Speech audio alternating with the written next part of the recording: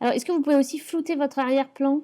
Il y a cette possibilité, comme on a fait ça pour tout le monde, mais en même temps, vous êtes tellement flou de partout que je sais pas si on verra la différence.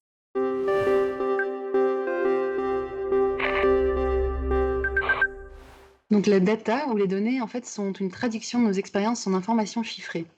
Donc on peut vite penser aux chiffres dans Matrix, mais on oublie qu'au départ, en fait, ces flux sont formés à partir de nos données personnelles.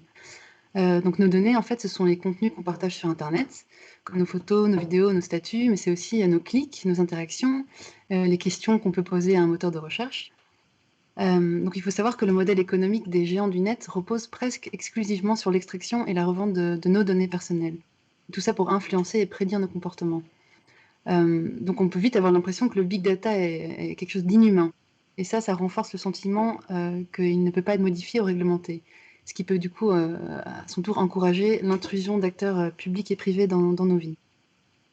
Donc en fait, c'est très important de se rappeler que ces données, en fait, c'est d'abord nos expériences humaines qui les génèrent, qui sont des expériences importantes, qui ont de la valeur pour nous, et que donc on peut les garder entre nos mains, on peut les mettre sur nos ordinateurs, nos disques durs, ou si on veut les mettre sur un cloud, on peut le faire aussi, parce qu'on ne doit pas forcément se refuser des solutions pratiques.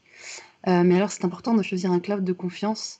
Et pour nous, un cloud de confiance, en fait, c'est un espace où on reste propriétaire de ces données, en sachant qu'elles ne seront pas revendues pour servir les intérêts obscurs ou purement financiers d'autrui.